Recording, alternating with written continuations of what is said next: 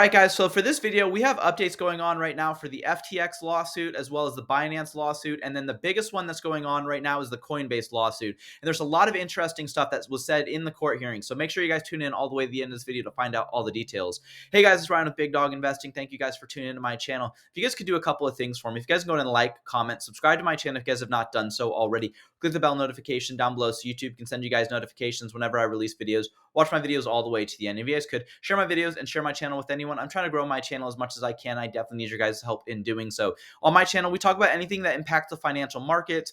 We talk about the political landscape right now, especially because we're going into an election year, anything affecting stock markets and companies. And then the biggest thing we talk about is cryptocurrency. Today, right now, it's Friday, January 26th. The total market cap for all cryptocurrency right now is $1.62 trillion. This is a 3.49% increase on the day today. So on the day, we're doing really well. We were at roughly about a $1.75 trillion market cap at the beginning of the month, and then we just dropped down to about a $1.5 trillion market cap, and then now we're back at a 1.62. So on the day, it looks like we're doing really well, but on the month total, we're still down. Bitcoin right now is currently trading at $41,890, Ethereum $2,272, and then XRP right now at 53.38 cents.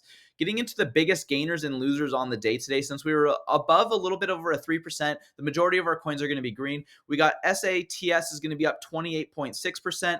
We got CFX going to be up 21.8%, and then SUI is going to be up 21.7%. IOTA is going to be down 4.9%. We got Chili's right now down 3.2%, and then MKR is going to be down 1%. Right now with the political landscape, we saw Ron DeSantis drop out of the presidential race, and then he endorsed former President Trump. So he wants all of his supporters to go and vote for President Trump for this upcoming election for the Republican Party so that he can go against most likely Biden for the presidency in 2024. With this, though, we did see Trump win New Hampshire primary. So right now it's only him against Nikki Haley. He got about 51% of the votes, and Nikki Haley got about 43% of the votes. Nikki Haley's next biggest state that she's going to be going in is going to be South Carolina, where she's from.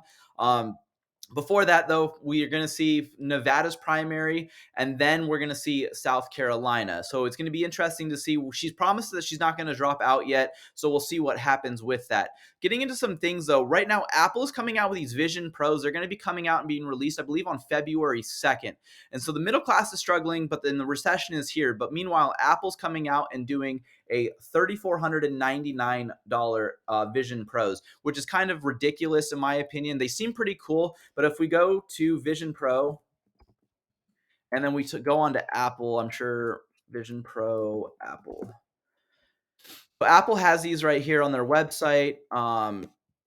They're super popular. You can pre-order them right here, and then yeah, February 2nd, $3,499. And then when you click get started, you have to use your Face ID, log into your Apple account, and then supposedly they take photos of your head to see how well they fit. And then it's going to be adjusted to your size. But right now they're being resold right now on eBay for a lot.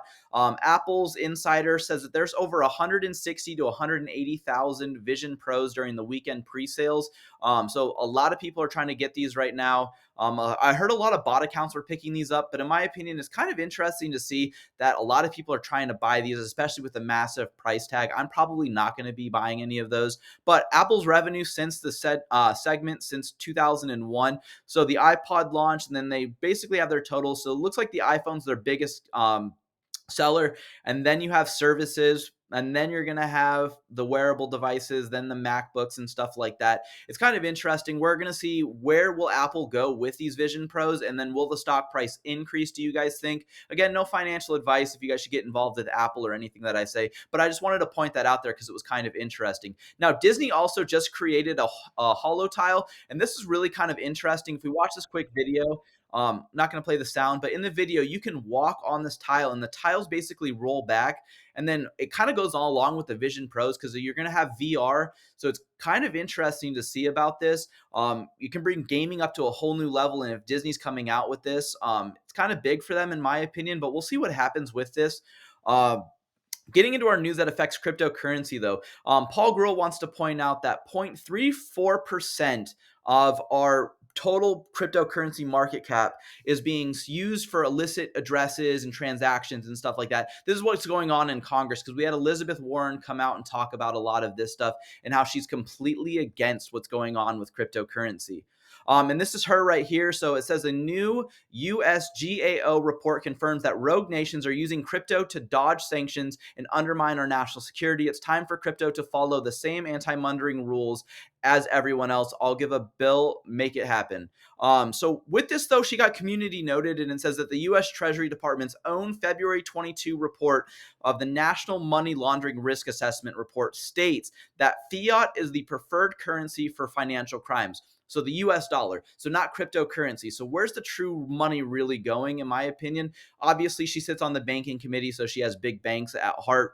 And then Jeremy Hogan points out that the article that you cite actually contains just one instance of global assets being used to avoid sanctions, one from April of 2023.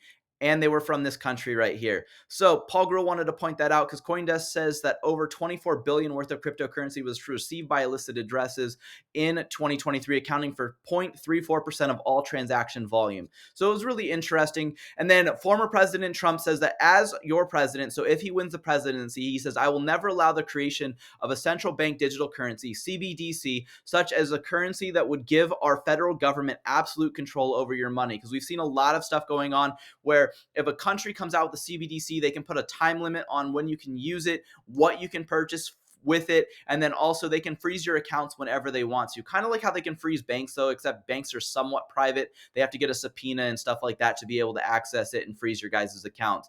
Gemini came out and says, excited about XRP arriving shortly, excited. And then, can you solve this riddle? In the land of giants, I'm swift and small. When I run, I don't stall. Across the borders, I freely roam in markets near and far from home. What am I? The answer will be posted in 24 hours. And this is basically saying that riddle's answer is the XRP perpetual contracts coming soon. And this is derivatives. So derivatives are officially coming to the XRP ledger on Gemini. In my opinion, I believe that this is actually going to bring trillions of dollars if it can be past just Gemini. This has to go to multiple exchanges, as well as seeing what it can go into, like the S&P 500. We can see possible big institutions like BlackRock, Fidelity, Citadel, just to name a few. If they could get some of this involved with the derivatives, this is going to solve multi-trillion-dollar problems, in my opinion, and will be huge for the XRP token.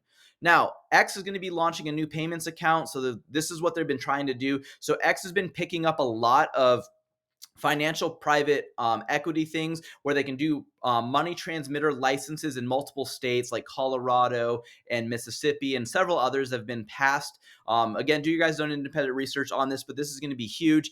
Elon Musk wants to make X the all-in-one network for payments. Kind of wants to be bigger than like PayPal and Venmo and stuff like that. In my opinion, I think this is going to be huge. Obviously, he owns 100% of the company because he bought Twitter outright.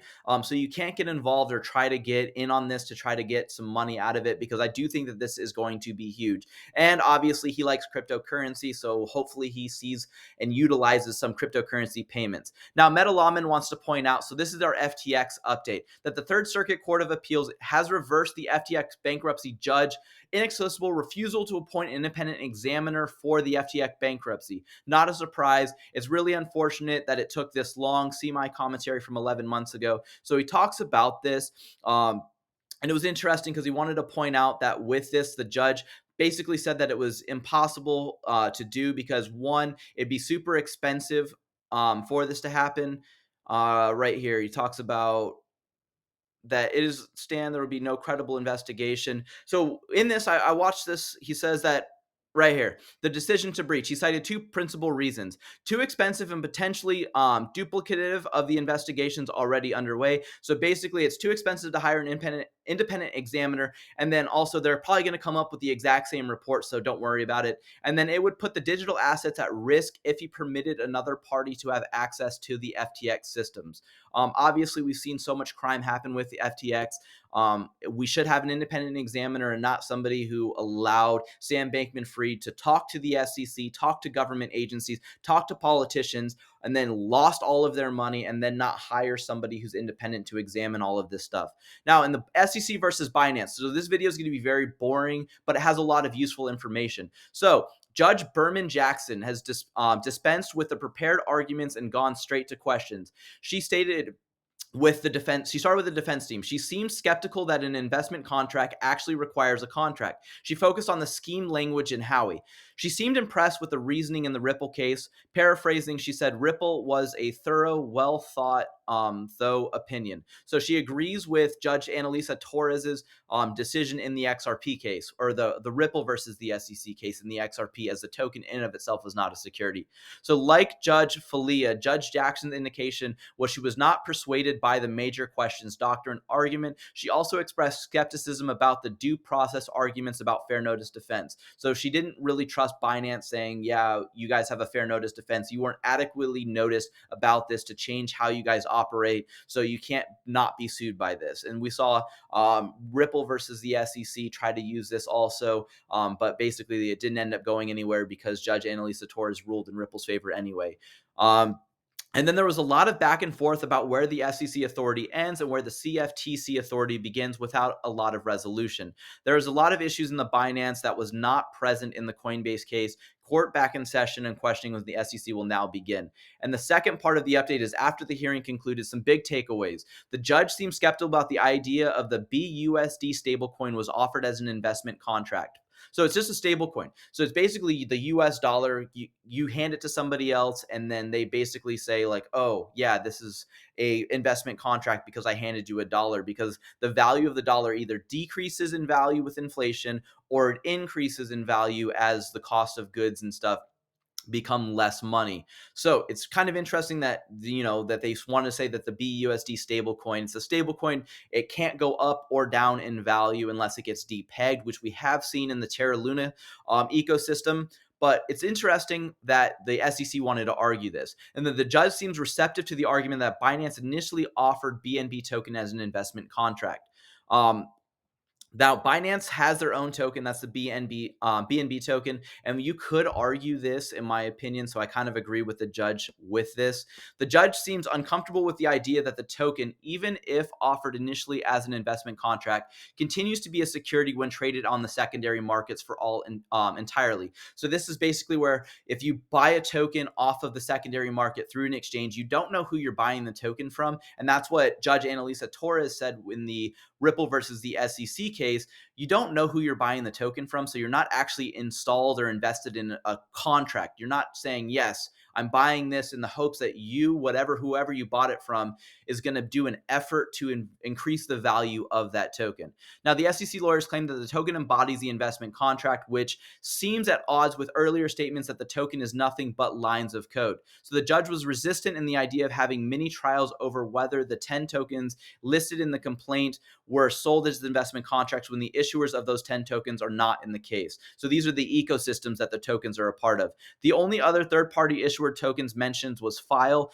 No specific mention of ADA, or that's Cardano, or SOL, which is Solana, or others. The judge asked the SEC what the boundary is between tokens that are investment contracts and those that are not. Because they are not people buying or selling these assets, they need to know nearly verbatim.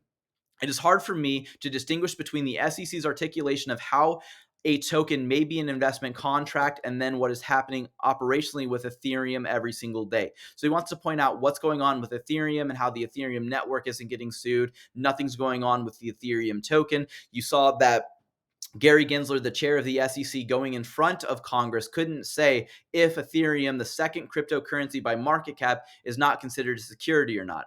And he says, I'm a little disappointed that the Binance lawyers never argue that the crypto tokens cannot be investment contracts if they do not carry with them the rights of the income, assets, or profits of the underlying enterprise.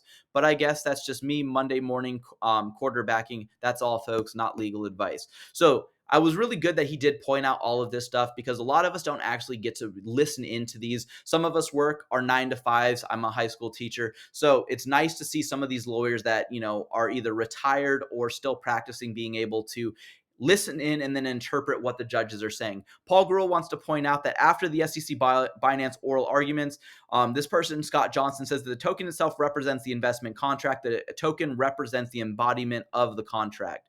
And then Paul Grewal wants to point out the exact thing from Mr. Castillo. Yes, Your Honor, but let me just clarify, though. The court says, please.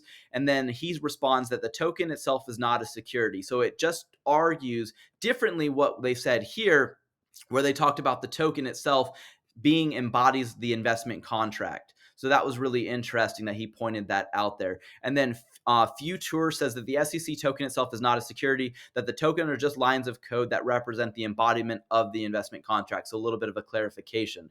Now, Eleanor Tret says that both judges and the judge Rainkoff declared that the token itself is not a security. And if I remember correctly, that the SEC Gov lawyers in both cases said that they do not think that the tokens themselves represent investment contracts because that they're merely computer code. So that was what they were talking about in the Binance case. Jeremy Hogan gives his little stuff and says that secondary sales, he believes that Binance won, that the fair notice defense and the major questions doctrine that the SEC won. And I agree with both of those. And that CZ won, and then the Howey test that the SEC won.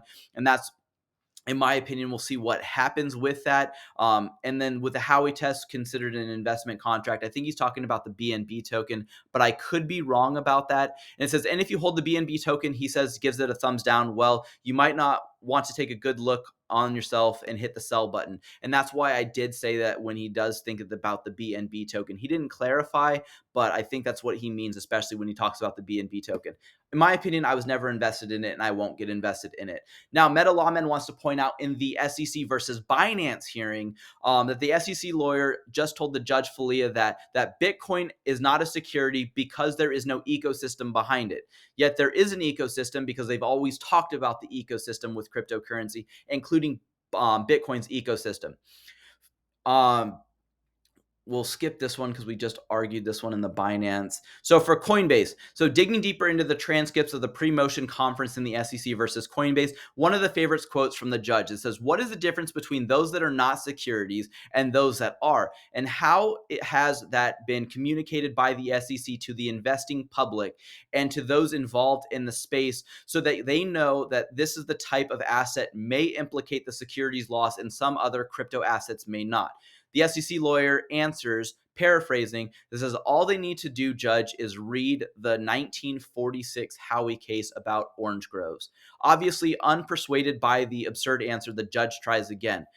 I am just trying to figure out how folks involved in the industry can know that a particular crypto asset, with which they are involved with, is or is not going to be found at some later date by the SEC to be a security. And that's what we're all trying to figure out, because the SEC has not come up with any clear rules. They say that the Howey test is the reason why crypto assets are considered securities, but we've already proven in multiple instances that a lot of crypto assets don't even fall in Howey. They don't fall under all prongs of the Howey test. And if they don't fall under every single prong, then it's not considered a security. So it's really interesting. And he wants to point out that here's another update. It says, in an unusual move, the judge dispensed with any prepared arguments from either side and instead went straight to questioning from the lawyers. The first 2 hours were spent exclusively questioning the SEC lawyers. The SEC lawyers were better prepared than they were in the initial motion conference several months ago. The questions started with staking